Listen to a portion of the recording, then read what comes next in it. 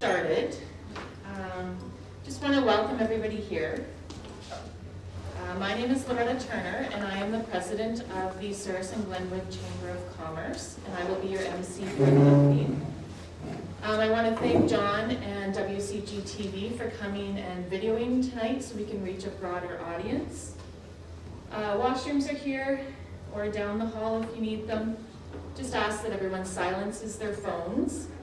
There is paper and pens on the table, and that is for, as the presentations go on, if you have thoughts or comments that you don't want to forget, jot them down, or if you want to make notes and take them, or if later on there's a chance to speak and you're not comfortable speaking, you can write it down and we will have a look over them and pass them on to anyone that might need the information.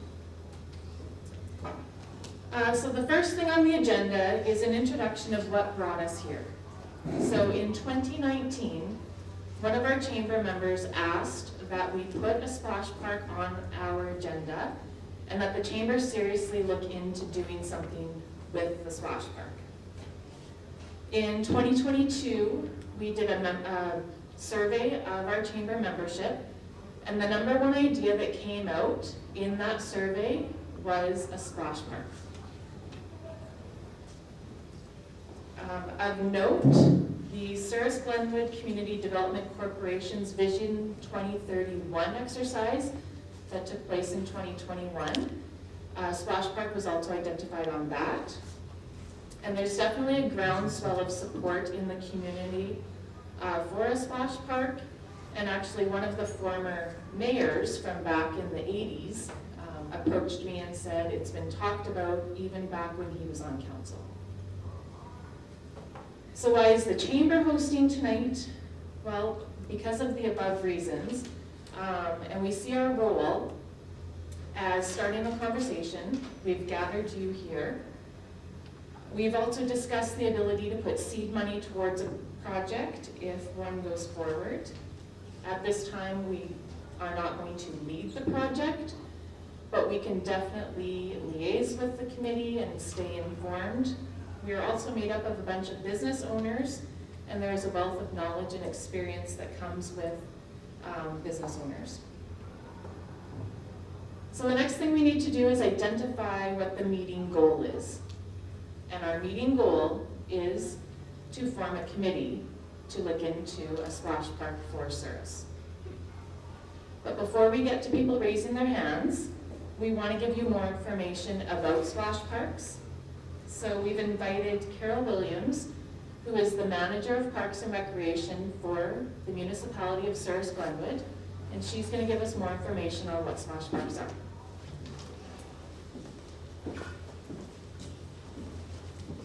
Thanks, Loretta.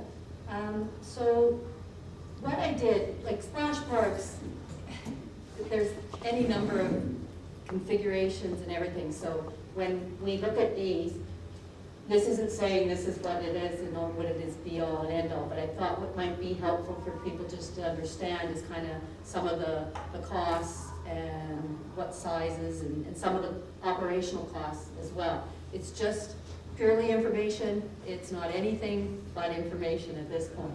So the first one we looked at was the Reston Splash Park. I also took splash parks that were fairly close to our area. So it was built in 2017, and as it says, a cost of $479,000, but that didn't include a washroom that they also built in there. So I don't know if anybody's seen Reston's splash pad, but it's quite nice. And they have a recirculating system. There is a difference between, you can have a recirculating system or a flow-through system. So the flow-through system is just water that's going straight into the system. It's not coming back. So it's just a cost of it's greener. You're not recirculating that water back up. The only thing is, it's the cost of the water, right? That's the difference on the expense there. They basically operate from June to September. which is probably going to be similar for just about every splash park, especially in Manitoba. So their cost of operation is around $16,500. That was in this past year. But they did have to replace their computer system, which would be part of the recirculating system that they have. And they did say plan for maintenance, because it will happen. They built theirs fairly quickly. It took them a year to build it, and their pad is 3,000 square feet, so it's a decent size. So, the next one we kind of looked at was Killarney's. It was built a little bit earlier in 2015.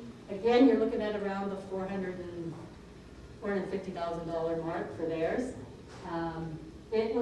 You'll find out now that splash parks, a lot of playground equipment companies are doing splash parks, and probably Vortex is who their main companies are going to.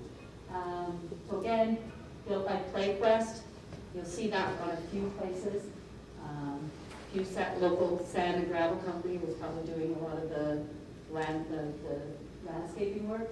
They also have a recirculating system, and one of the comments they made for sure was they didn't size their pumps right from the start, so they had to replace those pumps. Again, they're looking at about $7,000 to $10,000 a year, so this is a little bit cheaper to operate. Took them a little bit longer, and again, their pad is about the same size. Then I went to Brandon, a little bit bigger center. Rideau Park is the biggest splash park in Brandon. Again, built in 2013, so $440,000. Today's dollars would be significantly higher. Again, it was constructed by PlayQuest. They had a recirculating system because there was already a paddling pool there, and so they joined the two of them together. And most splash parks, you don't need staff, but of course they do because there's standing water in the paddling pool. Again, City of Brandon's a little harder to break theirs down. They don't break out a lot of their specific expenses. So, but what she did say was they used about 15,000 cubic meters of water. So, I guess you could calculate that out what that would cost at again, it's quite large. It's 568 square meters. The last one I looked at, the latest one that Brandon built was called Valley View, and it was around $250,000. So again, I mean, you can build a splash park for $100,000. You can build it for $750,000. I mean, it's what you want to base it on. Premier Commercial was their contractor, but it was part of an overall bigger project. They did an outdoor rink, so that I mean, I think the total project was $1 million and something. That uses a flow-through system, so the water is just going into the city system and going straight out. So you're not recirculating it. You don't have that expense of extra pumps and extra that kind of stuff, but you're just losing the water straight to the system. And that pad is quite a bit smaller, 232 square meters, and they did make a comment that it's a park that doesn't get utilized for what they built it for. So that's something to think about as well. So that's just kind of a rough, like I said, it can be anything. It just kind of gives you some ideas of some of the parks that are around.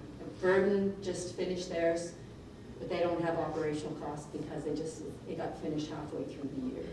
So there are a number of splash parks around this area. So that's kind of the splash park for that. That's basically what I have for them. I just picked 4. You could keep going forever on what's available out there. The one thing, PlayQuest has a really good resource. I was just looking at it, and it has like a questions and answer, and it is actually really quite good in answering a lot of questions about construction, what you need to look for, like, you know, you don't build it in a flood area, you have to have certain things, you have to have permits, like, it goes through all these questions fairly. I thought it was quite well done, and it gives you a lot of information without having to figure it out for yourself, all the things that you're gonna need, so, that was just kind of that's their thing, but.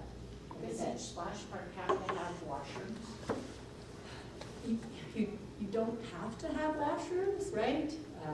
Well, Most- I'm just asking, Yeah. I've never been to one, so I'm just wondering. Yeah, I would suggest that probably a lot of them do, Yeah. but you don't have to, right? Did the small one in Brandon, the Valley View, does it have washrooms? It does in the daycare right next to it. Yeah, So the public goes into the daycare I'm and uses gonna the guess that's washrooms? probably what might happen. yeah. That's just up the street from me, but I could find that out. Well, there's a community center behind them, like behind the daycare. It's part of it, and then there's a daycare that shares that. Yeah, so, but the daycare is separated from the, Right, yeah, so, yeah, and they did say, yeah, for whatever reason, it's not utilized as much as they. Yeah, there's a lot of older people in the area. Okay. Mhm. Yeah, so, you can, yeah, build what you like. Does anyone have any general questions of Carol about, so what she did was she made 4 phone calls and just got general information. Does anyone have any more questions for Carol? Carol, when you were discussing these with the different organizations that put them in, was there a reason cost-wise as to why ones went with the recycler as opposed to the flow-through? Did they say what the average was and the difference between what the cost would have been? So I didn't go into that. I think a lot of them do the recirculating because it's, you're reusing water that some people would view the flow through as a bit of a waste as well, right? You don't gain it back. Recirculating does do that. But there is an additional cost for sure on the recirculation to build it. Right, and they have to treat it if it's being Yes. recirculated then? Yes, you do, yeah. I do know that the Sorbet group, I lived in Brandon, and the splash park that's in Stanley Park is a recirculator, but it's constructed, because I happened to meet the fellow that built it. It also collects rainwater, and it reuses rainwater. So it's not only recirculating that water, it's storing other water, environmental water as well. Thank you. Good. Do you want to introduce the next?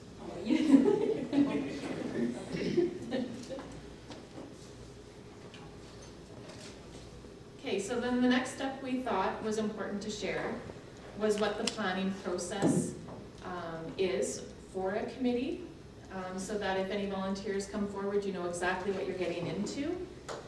So for this presentation, we called on Souris resident Chris Duell, who has the longest title I've ever seen. He is the Regional Manager, Westman Region of Municipal Relations Community Development Branch of the Manitoba Provincial Government.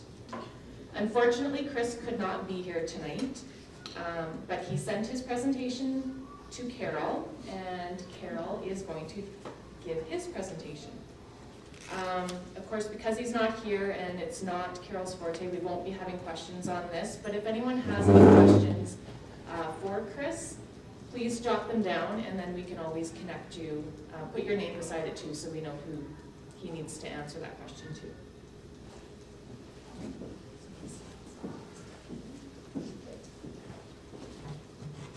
She said that this is not my forte. Chris is very, very good at this part. This is kind of like a set plan. If you want to be successful, these are the things that you probably are going to need to do. And you're already at the first step here, hopefully, or not, and it's to form a planning committee, and that's what this was to start with, right? To see if the interest is there to form that committee. Once that committee is formed, it's really important that you get your terms of reference. And your terms of reference will provide your vision and your objectives, the roles and responsibilities. And what that terms of reference will do is because it's easy to get off target when you're working on a committee, so that terms of reference will keep you on track, and you can always go back to that and say, okay, is this what we were set to do, or has it gone off? Okay, let's go back and focus back on this. Then, once you've got that terms of reference, and like I said, Chris is very good at doing that, and I think probably Ethel as well. You start to gather your information. So that's when you're going to start to do a concept plan. So you're going to maybe talk about your location and the project costs and the operating and management plan. Who's going to look after it? How is it going to be operated? All those things need to come into play. Then you're looking at probably establishing a budget. What's this going to cost? All the revenues and expenses, and including the operating costs is a very important part of it as well. Sometimes it's easy to build. Sometimes you've got to think about what it's going to cost to operate once you're going. Establishing a timeline also, right? That also helps keep you on track. You know, we're going to start this here, and we're going to do this at this point, this at this point. That helps you as well. I should mention in here, I know at some point, and again, I guess at some point, you're going to have to probably, you're going to have to approach council as well, because they ultimately will be the ones that are going to have to come and they'll have to present to council as well. Embark on a capital campaign. Again, you're going to have relating to all your fundraising and that. Confirm your project plans. That's probably where the point, once you're kind of set where you've got everything lined up, that's probably when you're going to come to groups and council and go from there. I think you want to be fairly well, you want to have everything kind of in place of what you're doing, why you're doing it, and then come to them to get their blessing or to see what their thoughts are as well. And then all goes well, we'll be constructing your splash park. So again, not necessarily my forte, but Chris is very good at that. So. Can I just ask a question? It doesn't have to do with this, I should have asked it earlier. But like, for instance, Reston, did they say how they, and maybe you all know, I just don't know, how they raised money or did it all go through their town coffers? Because I can't imagine that. So how did they go about doing it?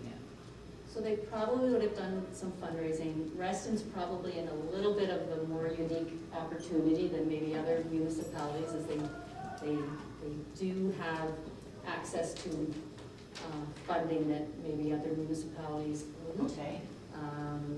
But a lot of these, Brandon would have been municipal, or, right? Yeah, Yeah, for sure. So what did Killarney do? Yeah, Killarney would have done a lot of fundraising, and like, Vernon just finished. Yeah, Vernon just finished, and it was a lot of fundraising, yeah. I was just gonna say, I worked with the ADO of the day from Reston, and it was, they do have a lot of oil revenue at the municipality, but then also, she applied for a lot of grants to get, and it was, if you make it part of a bigger project, you can attract funding from bigger grants, so that was a good part of Reston's deal. But I was curious also with the splash parks you looked into, what was the ratio between what was municipally supported and built and what was built by volunteers, and how do they support it if there was any? I don't have that answer, but I can, right? Yeah, right. Yeah, because operation costs, like it's hard hard to imagine volunteers building a structure and staying on board when it's close to $20,000 a year for maintenance and water. I would suggest that they're all municipally funded once they're built. So, Like they're. I think that's a safe assumption, but Yes. what happens previous to that, I guess? Like, is it like, because grants definitely, but then is there some private? okay. And that was kind of out of the scope of what Oh, Carol was absolutely. going to, Right. It's just we're putting it in Yeah. together, right? Mm-hmm. but things for the committee to consider that. Yeah. Yeah. I know hockey did apples, Did they? like they sold apples for the splash pad. Oh, yeah. Ah. Yeah, and there are, like, if this proceeds, these people that have already built these splash parks, they are a huge resource for anybody.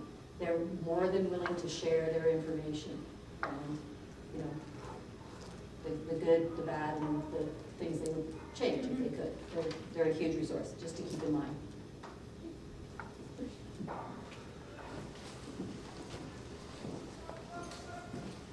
Thank you, Carol. So now that we know what the committee can look for, like, as what their job will be, we thought it was a good idea to bring someone in that has actually been a chairperson of a large community project like the Splash Park will be.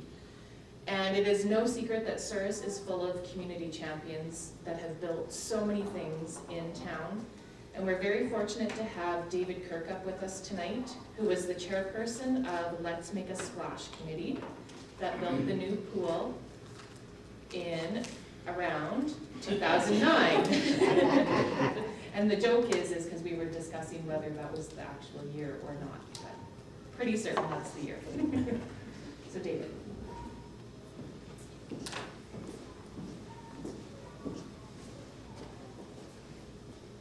Well, thank you. I'll lower this because you're obviously considerably taller than me. But I was asked to talk in regards to what it took. It's interesting because I did make a few notes, so I was half prepared. But it was a case of, you know, I had a phone call yesterday about it. I had a phone call today, and I said, I think you need to take a whole bunch of words and throw it in a blender and bring the words out and see what kind of word you get out of it. There was trying times. I won't stand here and lie. There was one time I was ready to throw the towel in. So you take the courage to go ahead with it. You take the pride in the community, had a business in the community at that time, take the courage and pride to represent the business owners, to represent people here and make it a place to come. We have a gorgeous park, as you all know. So where did I go to from there? I think I was in conversation, and I don't know, and these are timelines that we should probably know. I was in conversation with Carol probably, I'll say 2 years prior before we even struck a committee. And I don't say that to scare anybody, but I say that in a way that be prepared. So if you're looking at a cost now and you get some prices in at $400,000 for figure of speech, I'd say double it. And I don't want to be the negative Nelly here, but I want to be realistic. I talked to a fellow small community out of Melita on the weekend. I coach hockey with him. He was very involved with the change rooms and stuff that the upgrade to the pool change rooms / hockey rink, curling rink change rooms, and to redo those dressing rooms and stuff in the last year was $3 million. I'm like, holy! I think we built the whole complex in Souris for $3,096,000. That date I do remember, and I wasn't even chairing that. That was a grant, but I do remember that. I do remember, and I knew it was around the flood from the simple fact that at the flood, I can remember talking to a gentleman saying it breaks my heart to see sandbags around that pool. And So I knew it was before the flood, which made me think it was 2010, but it might have been 2009. So where do you go from, as a community from here? That's up to you as a community. We all have our opinions of it. I have my own opinion of it. I'm not here to express that, but I'll raise some questions for whoever chairs the new committee. And I will support that person if they go ahead with questions and answers and kind of roadblocks that I had. But, sorry, I'm not going to chair it. I was considerably younger and a lot more energetic back then.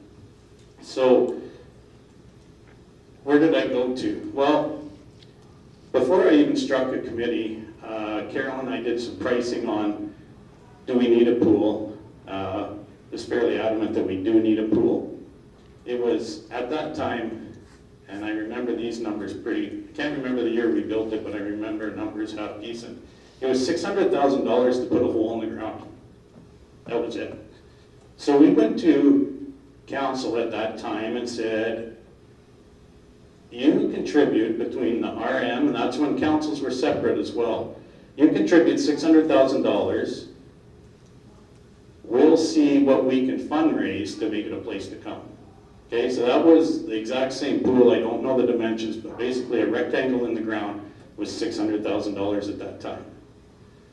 So where to from there? That project was $1.2 million. So to give you some realistic, and this is where it got real frustrating, was dealing with council, because it was RM and the town trying to communicate, and of course you got to wait like 2 months in between meetings and all the rest before you can get some. I'm not saying they didn't go through the proper protocol. I'm not slighting council for that. All I'm saying is that if you think you're going to get an immediate answer out of the council, it takes time to research it. We listened to on the radio last night in regards to spending $30 million on a lift station in Brandon. And one of the councillors that I know, he said, we need more research. You just don't crack $30 million and say, yeah, let's go for it, right? Like, what's it going to do for the economy? What's it going to do for this? What's it going to do for that? So I did strike up a committee. Tried to be strategic about it. When I went to council to ask for $600,000, at that time, it was no secret, so I have no problem saying it, but at that time it was real big on per capita. So the RM played the card of, we don't know that we should. I asked for $400,000 out of the town, and I asked for $200,000 out of the RM.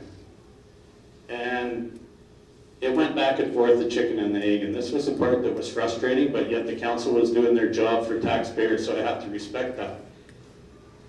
Finally, I said to them, I said, tell me what you're going to do. Because when the RM put the per capita rate into it, it was $187,000. So I was $22,000, $23,000 short. Well, just before that, the town council said to the RM, I'll tell you what, we'll double it. Whatever you put in, he's asking for 2 and 4, whatever you put in, we'll double it. So if you do the quick math on it, I'll do it for you, because I happen to remember the number. I was $41,000 short of my request. Hindsight, not a big deal.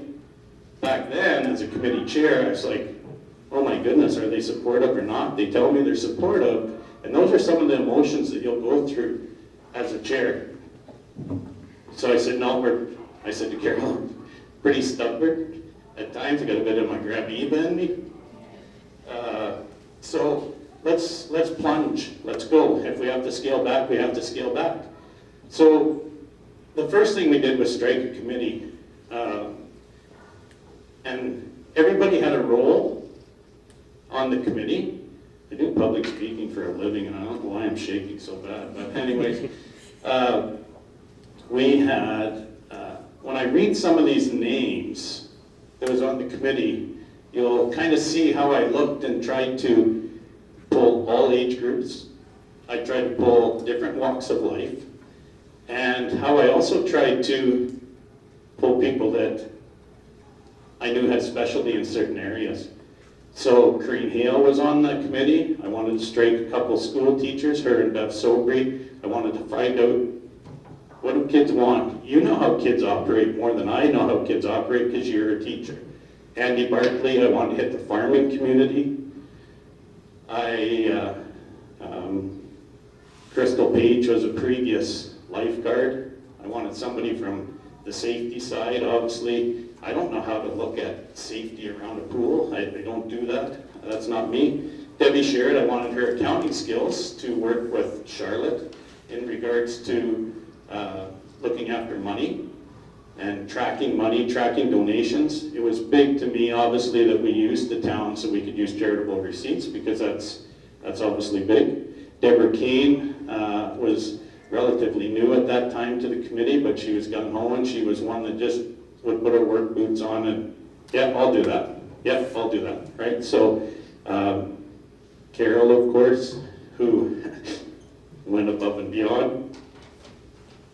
Jim Butler, and you wouldn't have seen Jim very much at fundraising event, but he was there supporting, but you wouldn't have seen him working. I had Jim for one reason, and I told him that. He says, DK, I don't want to be on the committee. I really don't. I said, I want you for one reason, Jim, and that's to look at the blueprints, because you know how to read blueprints, and I want you to keep the construction crew like on time. If you think that we should be at this stage of the construction phase at a certain time, that's what I need to know. Again, I'm not a construction guy, but I need to know that the pool's being built properly. 5 years from now, if we have a problem with one of the foundations, know that it's been built up to spec through the blueprints. And then I also asked for, at that time again, think of the two RM versus the town, I asked for 2 reps off of town council, and I asked for 2 reps off of RM council, because I wanted them to come to my meetings instead of me having to go to their meetings, plain and simple. But they were the liaison back. So Sheldon Bedkert and Walt Finley sat on for the RM, and Mark Gillis. We were struggling with the other town councillor, but I'm sure it was Bruce Apperly. Again, all my notes, I do have them still, but they're in a box, and no offense, I just didn't want to go look in that one for them. So from there, we surveyed the community. What do you want to see? What are you willing to support? The feasibility behind it, etc., etc. After that, we started, one that I forgot in the committee, and I shouldn't forget her, is Linda Rickman.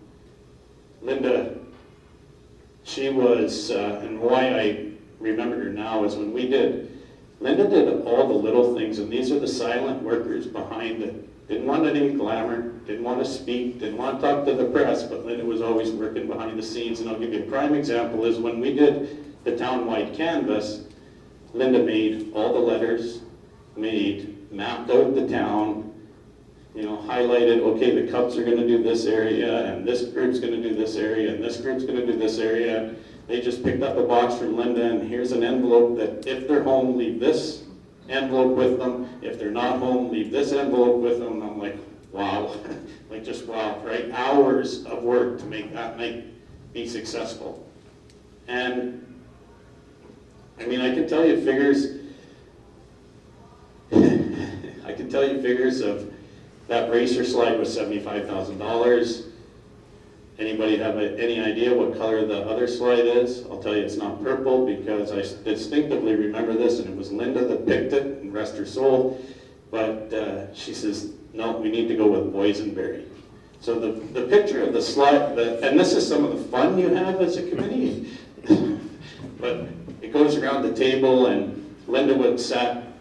I sat at the head, and Linda was the last person. I handed the patches out. I said, okay, it's time to decide on color. And I got to Linda, and she looked at everybody and says, we're going with boysenberry. Well, everybody else around the table says, let's see it again, because it wasn't a color they picked, right? They picked red for the racer slide, and it's like, what color is boysenberry? Like, doesn't red go and blue go? Like what color is boysenberry? So now, after being at the meeting, every time you go through the park, you'll know that it's a boysenberry, it's not purple. And of course, she was giggling the whole time, but there it is. So it's little things like that that are very rewarding. When when Carol phoned me when it first opened, says, we got a lineup, I'm like, good, and she says, no, it's not good, I can't handle this, and I'm like, no, it's good. So, it's different stuff like that. So we surveyed, the big thing is to find out what the community want. And I'll give you a prime example when we designed that pool. We wanted beach entry. Beach entry was huge, which was a gradual slope for kids. We wanted some water features in it, hence the umbrella. Is the frog still there? Remember, the frog's redone. That frog was 25 grand. I just about fell over when that quote came in. So I hope it gets used. But the umbrella was a T water park. We wanted to add that. We wanted to add the lazy river, which we thought the kids would get out of it. Would be a huge feature for the kids. It's actually a bunch of the Aquasize girls absolutely loved it because they walked against the current. And I'm like, never thought of that one, right? So another one that really sticks out in the design was we were looking at a 3-lane pool. We looked at 2 things, and this is where it's real important as a committee. We looked at 3 lanes because it was an extra $50,000 to put that other lane in, which added more to the expense of the operation and stuff. And it was Bruce Apperly, because I remember Bruce Apperly looking at me at the meeting and saying, we have to have 4 lanes if we're going to host a swim meet.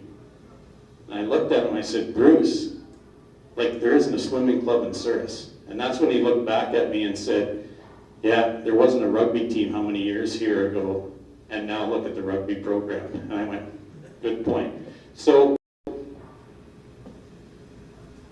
why is, we got, I should say criticized, we got asked why the boysenberry slide dumps into kind of the side and not into the middle of the pool. That's so we could keep the head of the pool in case we ever did have a swim meet. So it's little things like that that doesn't sound like much, but it's very time consuming. And things that we want to get right. I actually thought I might see her here tonight. There was a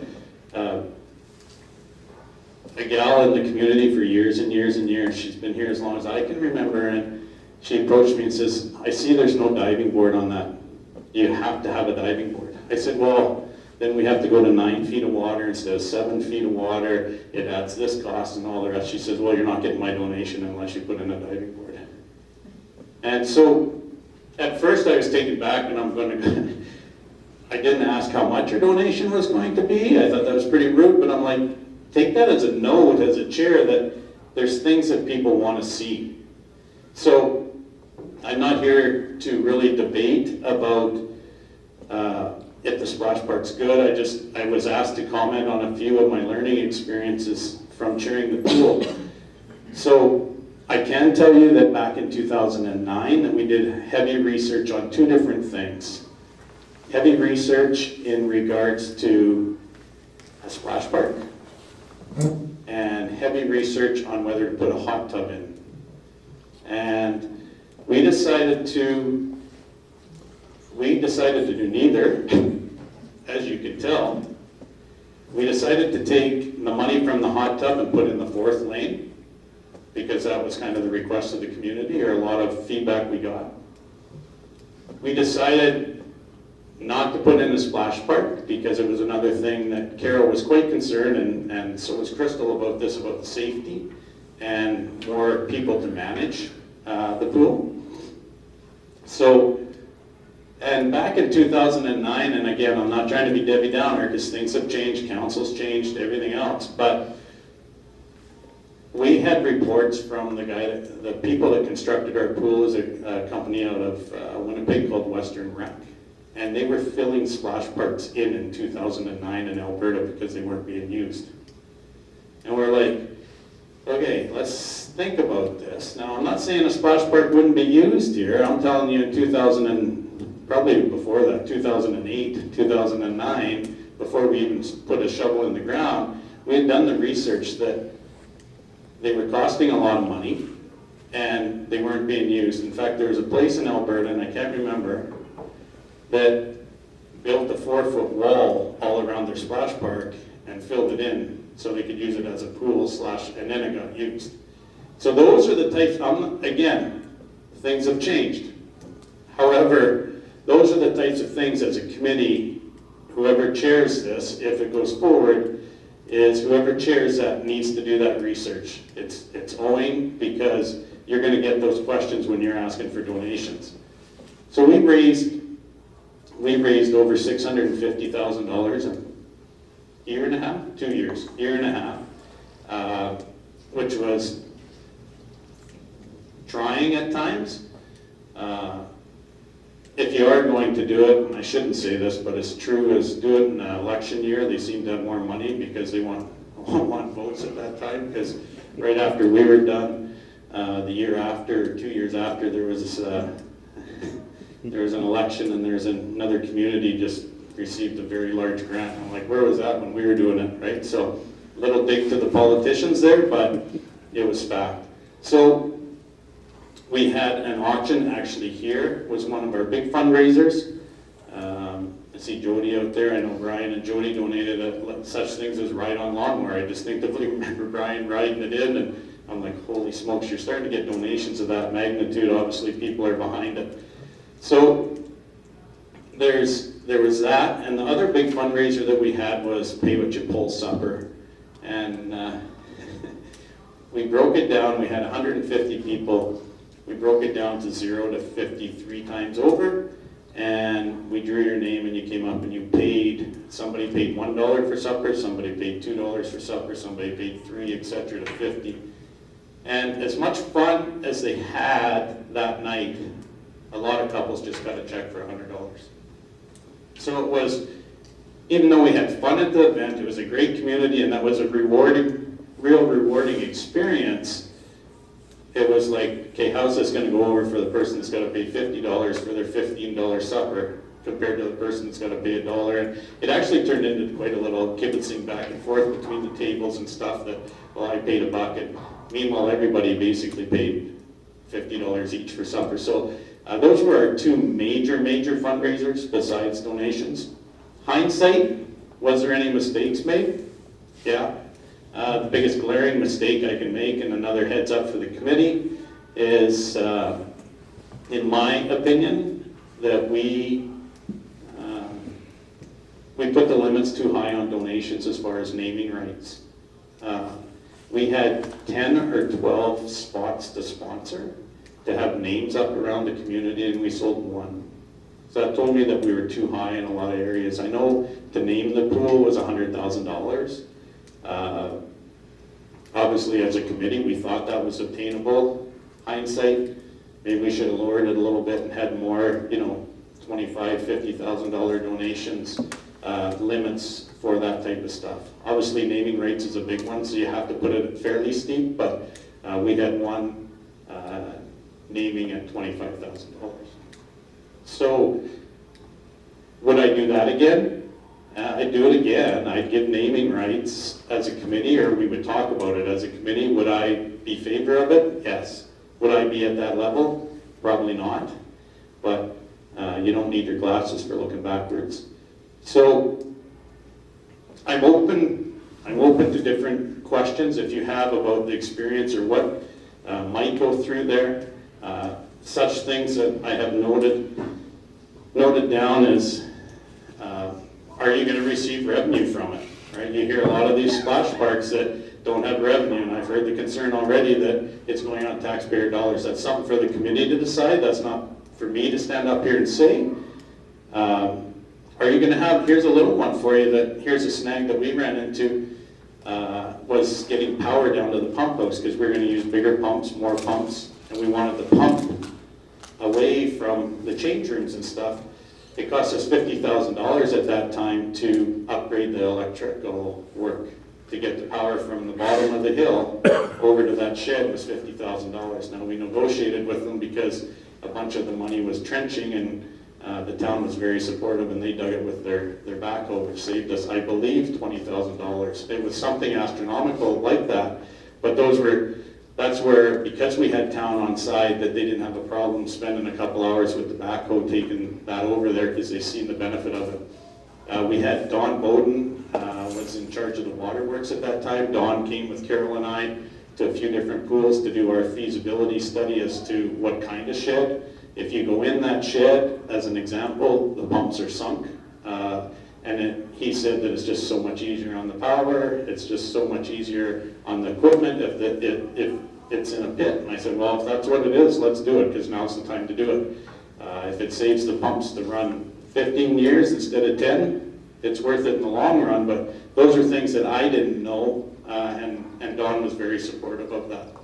One of the big concerns at that time between the council, people who were on the board, is who's going to operate this, right? Like we're tying up a person to go down there and test the water, where, you know, the town people said to the RM people, we're absorbing that cost, and our waterworks guy, are you willing to support some of the operating costs? So that was talk between them. I didn't get in the middle of that, and I didn't need to get in the middle of that. But those are things that the committee's really got to work on.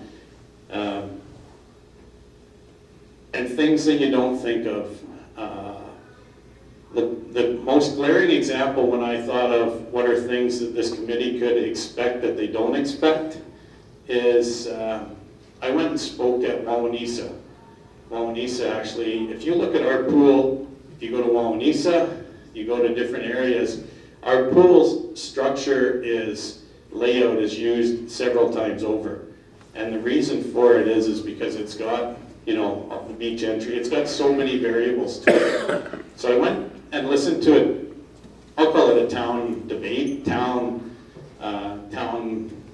hall meeting. And the people in Wawanesa are like, well, what about this and what about that, and back and forth. And they're legit concerns, they're very legit concerns. But one of the things was, and then they asked me to speak at the end about my experience, and I said, you people aren't seeing some of it. And I'll give you an example. One of our complaints when we built the new pool is the ice cream shop wasn't open longer than the pool because they wanted to get ice cream before they left town. I'm like, how do we as a committee deal with that? Now, that's a good complaint. That means people are coming to town. That means people want to spend money, etc., etc. But that's what I said to Wawanesa. Be worried about the size of your campground. Because now, all of a sudden, you need more camping spaces because people are coming to the pool. And those are the little things as a committee that are very rewarding in the end to see a project like that go through. Running of it, operation of it,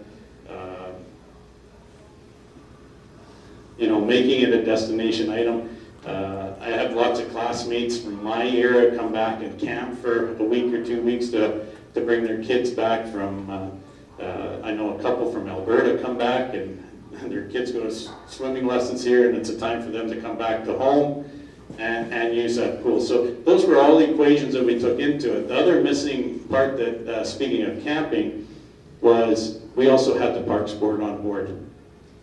They needed us, we needed them. That was the year that they did all those modifications to their washrooms and stuff down there. So we built the pool. Carol will know these numbers better than me. I think we built a pool for a capacity of 250 people, and we are one washroom or one fixture away, one toilet, one urinal, whatever that was, in our current change room that only saw that we could get 175 or 150. It was lower. So we were 336, but we were at we were 199 as high as. Yeah, okay, so 336 with the extra fixture per male, and now we're at 199, right? So I'm like, holy smokes, that takes like, technically takes 100, give or take a little bit, 125 paying people out of our pool. Okay, so now we look at it and go, what do we have to do to the washrooms? And that's where the Parks Board, if you look at when they redid the building down there, you probably wonder why it's a walk-through to the pool. That's so we can open that door and consider those as washrooms. And the Parks Board were on board with it. But without that building that we use as a change room would have had to been redone, and I really didn't want to get into that expense, right? I didn't want to lose 125, 140 people being able to go to the pool. And those are little obstacles that the committee will come up with. But was it rewarding? Yes. Was it trying at times? Yes. Is there going to be some roadblocks thrown in front of you if you spearhead a committee? Yes. But you know, at the end, you have to believe that you're doing the right thing, and you have to have the support from the community, because if you don't have the support from the community, it's tough. I still remember, and I'll even use his name, I still remember having a conversation with Jim Cahoot. We were laying sod one night, and I was expecting like 20 people to show up. Jim was one of the first people there, and I'm like, not a person that I was expecting. I was expecting more of my age group to show up. And he says, why wouldn't I be here? I said, well, I appreciate it, right? And it was a buy-in from all age groups, and we laid sod in that whole place for, like, it was done like in an hour. And it was so great to see, and those are the community type events that are rewarding. So I'm open to, I don't think I've missed really too much on the back, on my notes. I've just got lots to do before you even turn sod, which Chris's presentation, there's an email going around about between Chris and Loretta and Carol and myself in regards to it, and I replied saying that Chris Dool's title is longer than most essays I wrote in school, so I can hardly wait to see him in person to give him a hard time. But yeah, so committee, council, you have to get your council and you have to get your community on board. If it goes ahead, you got to look at your location, your operating costs, and turn in who looks after the such things as turning on and off if it isn't around the pool area, and how much stress. If you were to build it around the pool, my first question that would pop into my head, how much stress does that put on Carol in regards to the staff at the pool? Which I know lifeguards are always trying to get. They're tough to find and stuff. So I hope that was of help as to where I went, my journey down that. I am open to questions if you want to fire away. Again, if a committee does go ahead, I do have some suggestions for them. I do have my own opinion about what is needed and what's not, but I'm not going to voice that here because that's not really, you know, the place to do it. But if you want any questions of me, fire away. If not, I'll turn it back over to Loretta. I think, sorry, I'm Echo. I don't think you and I have met. To go along with the theme of what Monique and I were kind of asking there, when you were making the negotiation points with councils, did you ever, like, how was it played out that we will build it and then hand the asset over to you as a municipality? Was there like a formal agreement made or a verbal agreement? Like, because it was volunteers doing the fundraising and then the municipalities came in as partners on that to raise the funds, how did that look as far as who owns the asset after that and who then maintains it? Yeah, that was talked about heavily. So in case you didn't hear the question, who owns the asset? How did we turn it over? Where did we basically turn it over to, that asset? Who did we turn it over to, and when did we turn it over to? One of our biggest, not stumbling blocks, but concerns was, where are we going to put this money? We get donations in before we even turn sod. We wanted a separate bank account and it was stuff like that. Well, then who owns that? Does RM own that? Does the town own that? Now, it was agreed between both parties that the town did own it, mostly from a charitable giving point of view, because we needed their asset on that. I just went through that with another foundation trying to get a charitable receipt status. Holy, that is long. And then it was, as soon as operation was done, if we had any money left over, it was at our discretion as to where we wanted to do that. And there was about $10,000 or $15,000 when everything was said and done, that was left in the kitty, and we put it into capital expense. We bought little things. You want to please, and here's something I didn't think of, but you want to please the lifeguards, we put like a $500 dryer in the room and paid for some electrical work, because when they're all there all day doing swimming lessons and all the rest, like one lifeguard told us she brings like 4 towels. I'm like, well, why isn't there a dryer here? Little things like that. We bought a pressure washer. What's your little friend that you call that you let in the pool? princess or whatever you called her that cleans the pool instead of having to have staff skim it, is that the right? Clean it, vacuum it, whatever the terminology is. I'm not good on that stuff, obviously. But it went back into that, and then as soon as those were done, the asset went back over to the town. It was agreed on between RM and town that that asset went back to the town. But it was nice to have money left over. I know it wasn't a lot. It's always nice to have a little bit left over, and I was so nervous. You want to talk about being so rewarding that the pool was built, but then it was like I wanted a deadline of July 1st, and Carol was like, I got to slow down. Like, you slow down, DK, like it can only go so fast. And I'm like, no, we're going to hit that deadline because I don't want to miss this summer. I want to see it used. So it was nerve-wracking there because I was pushing the contractor hard. I said, so where's your performance bond? Like, you told us July 1st, we're not open, we're going to lose revenue. And those are hard talks to have as a volunteer. But those are kind of some of the talks, and then when it did open, it was pretty rewarding. But to answer your question, we did pump that money back into it, and then turned the asset over at that time.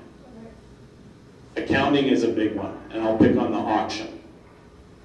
Because anything over the fair market value, you can give a receipt for. So if the project is worth $2,000 and they pay $4,000, it wasn't as cut as 2 and 4, but those are the little things. Debbie spent hours on those receipts and making sure they were right for the auction.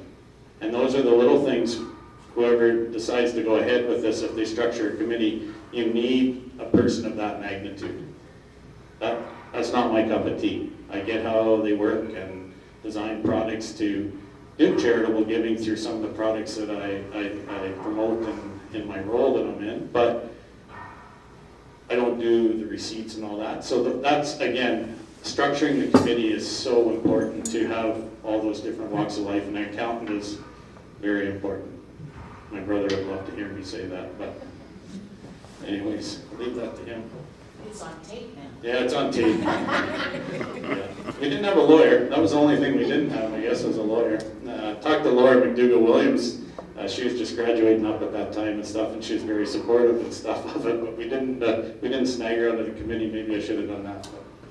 But. Other questions? Good luck with it. I mean, I know there's lots of talk.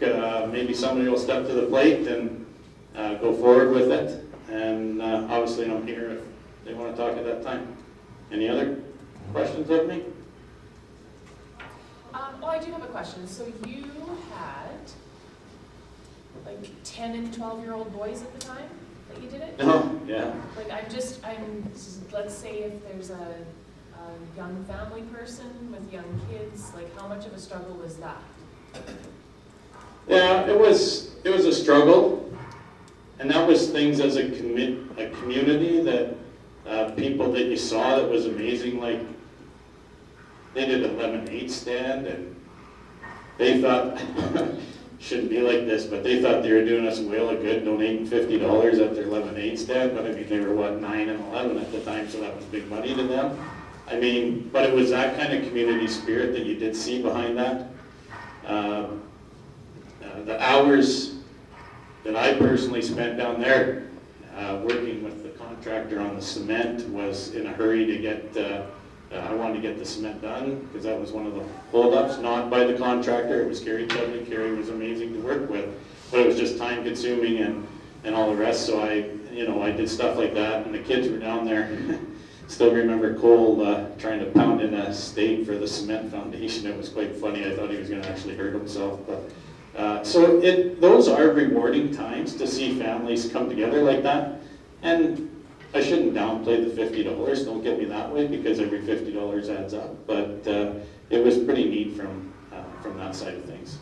A town-wide canvas. They came back from the town-wide canvas. We were expecting it as a formal night, and one canvasser, we sat around the table afterwards, and one of the canvassers said to us, so how did everybody do? lots of people are like, well, it was a great night, we talked about this, and she held up a check for $5,000, and I'm like, whoa, like we just went and asked. That person was very supportive, and they got checks that night. Now, again, I think that stuff was done because we had all the answers, we had done all our stuff before that. And that would be, my number one concern is, you're not gonna build this park this summer. Sorry to deflate your sales, there's a lot of work to do before building it this summer. It will take you a long time and some trying times to figure out as a community what you want and get everybody's support. Because if there's one thing that, from the 15 minutes I've been rambling on, if I can drive home, is not only to develop a good committee, but also to do your study and be prepared for every answer and make sure that you've tried to take that into consideration as to what it was. We were fortunate, I shouldn't say everybody, 98% of the community knew we needed a pool, so it was, it wasn't a whole lot of controversy that way, but we needed the questions of, how much is it, right? You needed those numbers right off the top. Like, what do you think you'll draw? What do you think this? What do you think it'll do for tourism? Like, questions that I wasn't expecting. I wasn't expecting the question or the complaint after it was built that the ice cream store isn't open longer than the pool. I really wasn't, right? And that was my comment to the Wawanesa people is, is your convenience store going to be open past 9 o'clock? Well, why? Because that's when the pool closed, right? So it's that type of questions that you need to be prepared to answer if you're going to ask for donated money.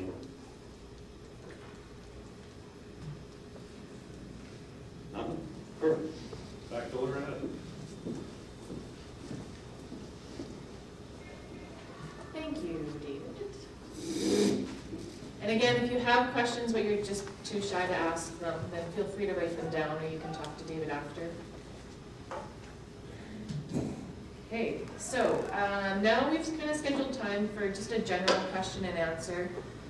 Of course, Carol and myself, I don't know anything more than really what's been presented tonight.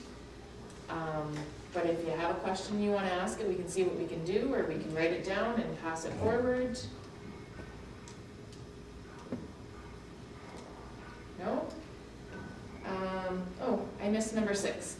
General experiences from those in a crowd who have been to a splash park. Does anyone want to share experiences of using splash parks? Especially what you like about a splash park? Danielle. I have 2 girls. They're a little bit older now, but when they were young, we went to a lot of splash parks in Brandon, so we supported that community. And we spent hours there. They're typically free, so that's a huge benefit for attracting families. And we've since gone to Reston, and I can't wait to see what Vernon's looks like. Yeah, it's a great thing to have in your community. And then also being a former employee of the pool, and now a parent that brings my kids there, the overflow is needed. And what I find is our local families don't get to use the pool as much as we would like to because there's so much attraction from outside of our community, which is great. However, the local families need somewhere to go to, and I think a splash park would be perfect for that. And give opportunity for tourists to try that while the local people get to use their pool that we've spent millions on. So, yeah, I think it's great. Thank you.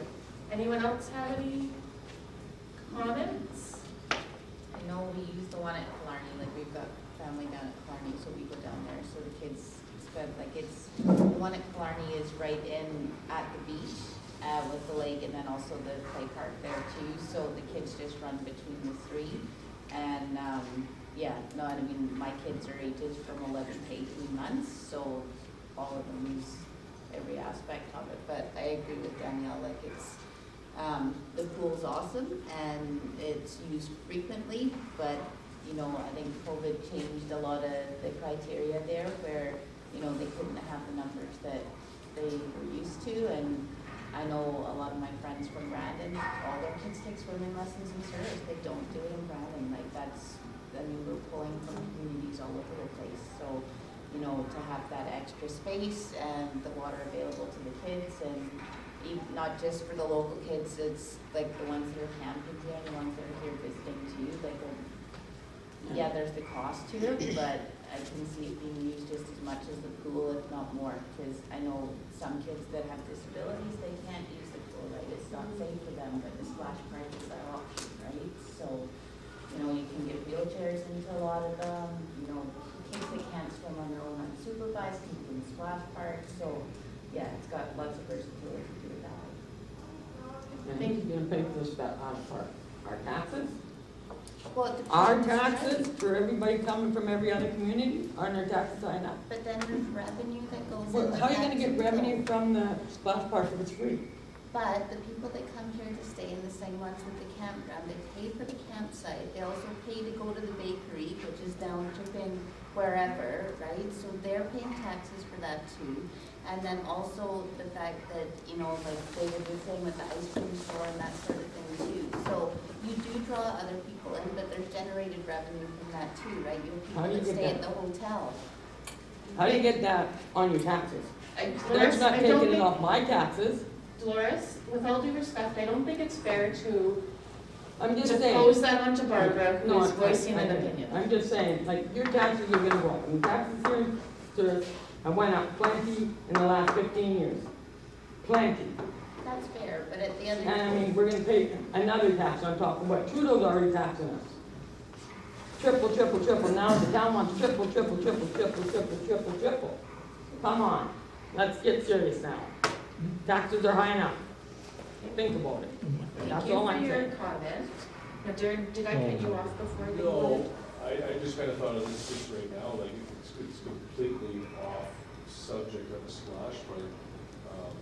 But well, no, but yeah, like, it's to do with the pool, though, like, you wouldn't want to put that amount of money that you were going to use into the splash park in the pool to bump it up $1 million, right? Because we've already got a car that could use a little bit of maintenance, but it still does transport a lot of people. Are we willing to invest in something that does transport people, but doesn't generate really any income? I do see the outside income that goes to the businesses. You know, you could, just a quick thought, just leave it at that. But the taxes, I do agree that money's gotta come from somewhere. Exactly. Okay, can I spin my other hat now? Okay. So I'll spin my other hat in this in regards to one thing that I actually talked to Carol about this, I'll say 3 years after the pool was built. And this would be if somebody was to take this project on, and these are the type of things that I think that a committee has to look at and a committee has to do. I think that we would benefit personally, this is my personal opinion, this is not my experience as a chair. If you Google Flow Rider, it's a surfing type machine that I saw when I was down in Florida once, and there's kids like on wakeboards and it pushes, it's not a wave pool, but it's a surfing machine that wouldn't even fill this room, but it pushes water up. So if there's somebody that's gonna chair the splash park, my first phone call to them would be, I think you should research this, and I think you should do a comparison between this and the splash park. And I think one's revenue generated, it's probably a little more money to build up front, etc. But those are the types of things as a committee I'd be that on board with that. they need, I believe that a committee needs to do, right? So that's I like that's my personal opinion. Please don't take that as my comments as a chair. But I think it's something like that that can generate revenue for the community and something that nobody else has. Now, does it do the disability feature with the wheelchairs and stuff? No, it wouldn't serve that. So there's a negative to it, right? Pros and cons to everything, but I think what Loretta's trying to do here as a chair, and correct me if I'm wrong, is to strike somebody up that's willing to do the work and do a study such as that.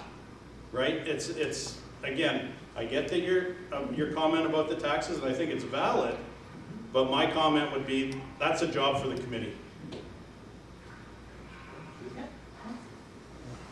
And good comment, too. They're all good comments. They're all good. Any comments?